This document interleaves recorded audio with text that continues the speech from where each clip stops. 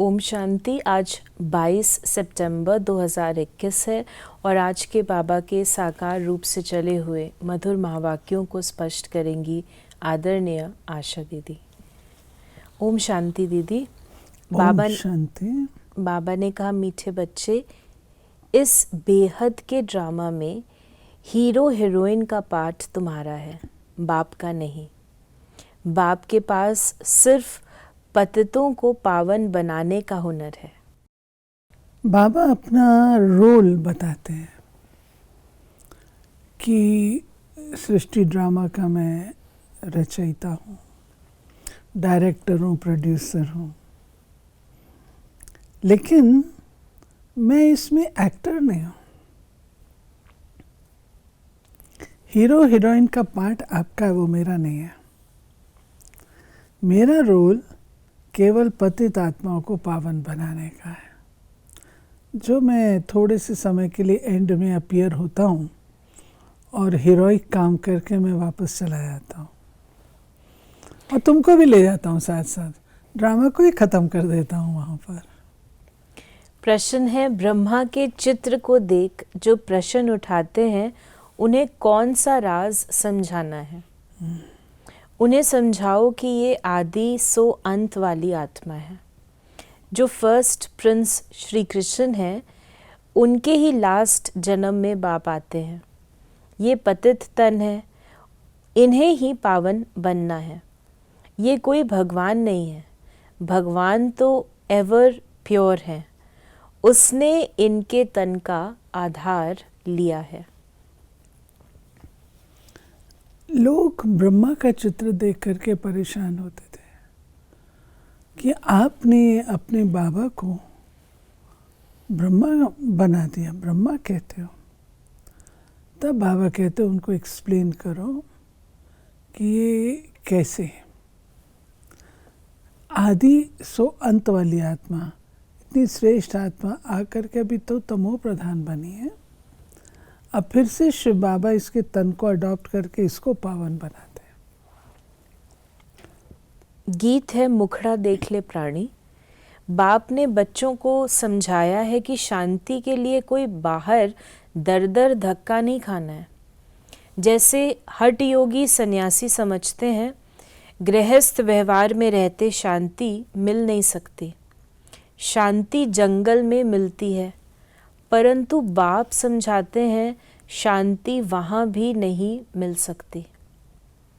इस पर बाबा ने कहा, एक कहानी व दृष्टांत सुनाते हैं कि रानी के गले में हार पड़ा था और ढूंढती थी बाहर, ऐसे शांति तो तुम्हारे गले में पड़ी है।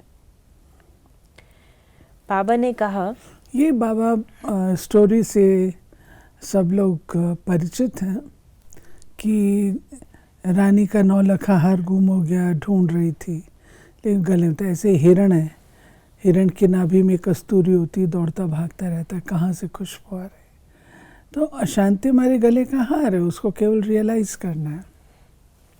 बाबा ने कहा कि बाप समझाते हैं, बच्चे तुम देह अभिमानी बन पड़े हो, इसलिए अपने को शरीर समझ लेते हो। ये भूल जाते हो कि मैं आत्मा हूँ, ये मेरा शरीर है।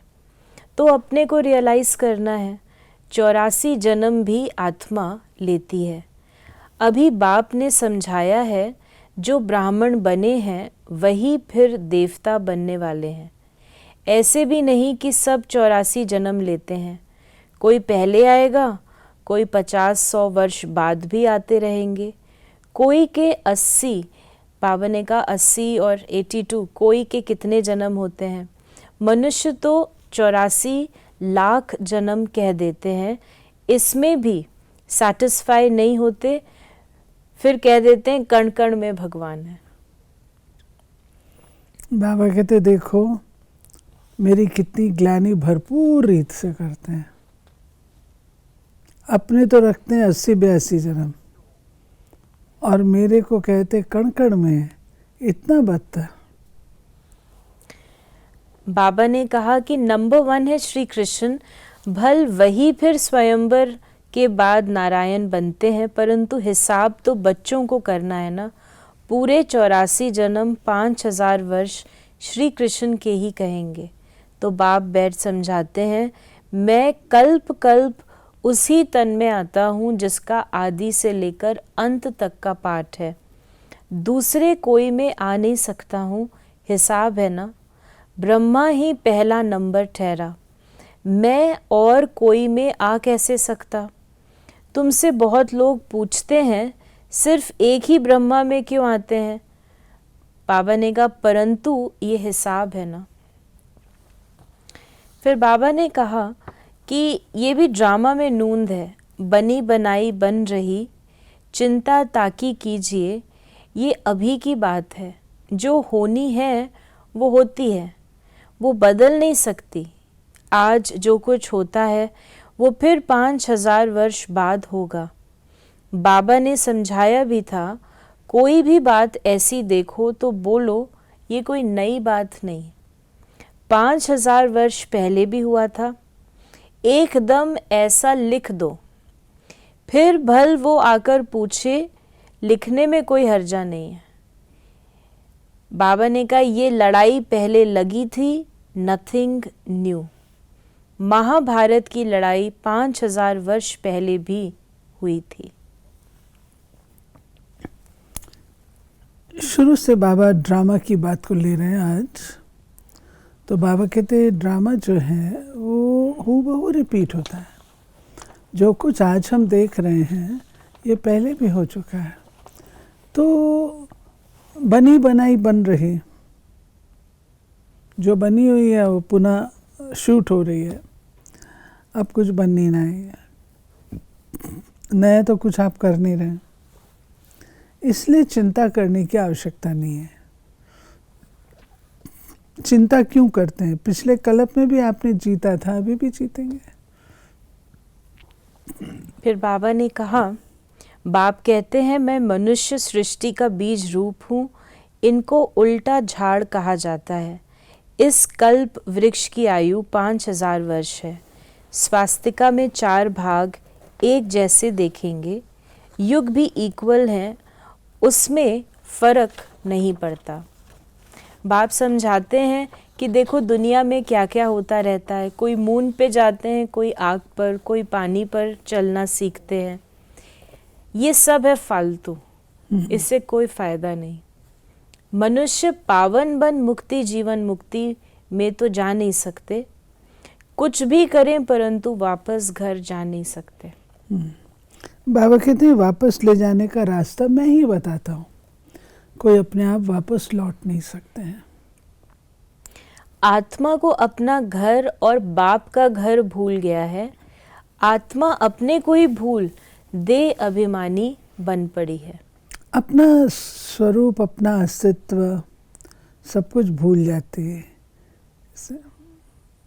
इसलिए देह अभिमान में आती है। फिर बाबा ने कहा कि ये कहानी सारी भारत पर है, वो तो बाय प्लॉट है, बाप बीच में ही रहता है। भारत जब तमो प्रधान बन जाता है तो फिर सारा झाड़ तमो प्रधान बन जाता है। उनको भी सुख दुख भोगना है। झाड़ में नए नए पत्ते निकलते हैं, वो बड़े शोभनिक होते हैं। नयों को फिर सतो रजो तमो में ज़रूर आना है। पिछाड़ी में जो आते हैं उनका कुछ मान रहता है। एक जन्म में भी सतो रजो तमो से पास कर सकते हैं, परंतु उनकी कोई वैल्यू नहीं रहती। वैल्यू तो उनकी है जो हीरो हीरोइन का पार्ट बजाते हैं। ऐसे नहीं कहेंगे बाबा ही हीरो हीरोइन का पार्ट बजाते हैं, बाबा के लिए नहीं कह सकते। देखिए ड्रामा में गायन उसका होता है जो विशेष पार्ट बजाते हैं। ऑर्डिनरी रीत से कोई पार्ट बजाए तो उसका गायन क्या होगा। तो बाबा हम बच्चों को बताते हैं कि बच्चे तुम हो इस ड्रामा के हीरो एक्टर्स, तो तुम्हारा विशेष पार्ट है। तुमको अपना वो विशेष पार्ट समझ करके वैसा प्ले करना है। हर समय अगर हम ये समझें कि हम इस सृष्टि नाटक पर एक एक्टर हैं और हर समय मेरी फिल्म निकल रही है, तो हम कितना अटेंशन से प्ले करेंगे। बाबा ने कहा कि तुम पतित से पावन बनने की मेहनत करते हो, श्रीमत पर राजयोग से ही राज्य लिया था, अभी तुम फिर ले रहे हो। बाबा ने कहा भगवान तो एक ही है, उनको ही सद्गुरु कहा जाता है, बाकी गुरु तो ढेर हैं। कोई धंधा सिखलाने वाले को भी गुरु कह देते हैं। आजकल तो सबको अवतार मान लेते हैं, कुछ भी समझते नहीं। जब बिल्कुल पतित बन जाते हैं तब पुकारते हैं बाबा आकर हमको पावन बनाओ। फिर बाबा ने कहा बेहद का बाप आकर बच्चों से पूछते हैं, मैं तुमको इतना साहूकार बनाकर गया, इतने हीरो जवाहरों के महल देकर गया, वो सब कहाँ गए? लौकिक बाप बच्चों को पैसे देते हैं लेकिन बच्चे पैसा बर्बाद कर देते हैं। तो बाप बुलाकर पूछते हैं तुमने इतना पैसा कहाँ बर्बाद किया? बच्चों के पास पैसे होने से उड़ाते बहुत हैं। तो बाप धर्मात्मा है, बच्चे विलायत में जाकर लाखों रुपए उड़ा आते हैं। बाप कुछ नहीं कर सकता। बाप फारगती भी नहीं दे सकते क्योंकि दादे की मिल्कियत है, परंतु अंदर जलते रहते हैं। तो बाबा ने हद की बातें बताई। बाबा हमसे प्रश्न पूछता है, मैंने तुमको इतना लायक बनाया, इतना धन दिया, इतनी संपत्ति दी, वो सब तुमने कहाँ किया? तो बच्चे जवाब देते हैं बाबा हमने आपके ही तो मंदिर बनाए। तो बाबा ये लौकिक मिसाल दे करके एक्सप्लेन कर रहे हैं। तो बाबा ने कहा भक्ति मार्ग में कितना खर्चा करते हैं, शास्त्रों आदि के पिछाड़ी कितना खर्चा करते हैं, माथा भी टेकते हैं, टिप्पण भी घिस गई, पैसे आदि सब कुछ गवा बैठे हैं, ये है ड्रामा। फिर बाबा ने कहा कि बाप ही आकर पतित से पावन बनने की सहज युक्ति बताते हैं। सहज से सहज भी है, डिफ़िकल्ट से डिफ़िकल्ट भी है। सतयुग में देही अभिमानी रहते हैं। फिर बाबा ने कहा बाप कहते हैं मैं कल्प पहले मुआफिक आकर राजयोग सिखलाता हूँ, कल्प कल्प ब्रह्मा के ही तन में आता हूँ। तुमको ब्राह्मण ज़रूर बनना है, यज्ञ में ब्राह्मण तो ज़रूर चाहिए। ये है राजस्व अश्वमेध अविनाशी ज्ञान यज्ञ। ये बाबा जो यज्ञ आके स्थापन करते हैं उसकी बात बता रहे हैं कि मैं आके ये करता हूँ और इसमें कोई तन को स्वाहा करने की बात नहीं है, परंतु इसके द्वारा हम स्वराज्य की स्थापना करते हैं, सत्युग की सृष्टि की स्थापना करते हैं। उसमें हम अपने तन मन धन तीनों की बलि देते हैं। वरदान है मास्टर त्रिकालदर्शी बन, हर कर्म युक्ति युक्त करने वाले, कर्म बंधन मुक्त भव।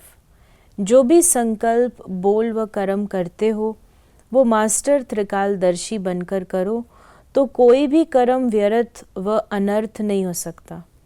त्रिकालदर्शी अर्थात साक्षीपन की स्थिति में स्थित होकर कर्मों की गुह्य गति को जानकर इन कर्मेंद्रियों द्वारा कर्म कराओ तो कभी भी कर्म के बंधन में नहीं बंधेंगे। हर कर्म करते कर्म बंधन मुक्त कर्मातीत स्थिति का अनुभव करते रहेंगे। और स्लोगन है जिनके पास हद के इच्छाओं की अविद्या है वही महान संपत्तिवान है। इच्छा रखना माना मांगना, मुझे चाहिए। तो जिनके पास इच्छाओं की अविद्या है वही महान संपत्तिवान। तो ये थे बाबा के आज के महावाक्यों का स्पष्टीकरण। यदि आपके मन में भी कोई प्रश्न है तो आप उसे मैसेज करें 8826599309 पर। ओम शांति।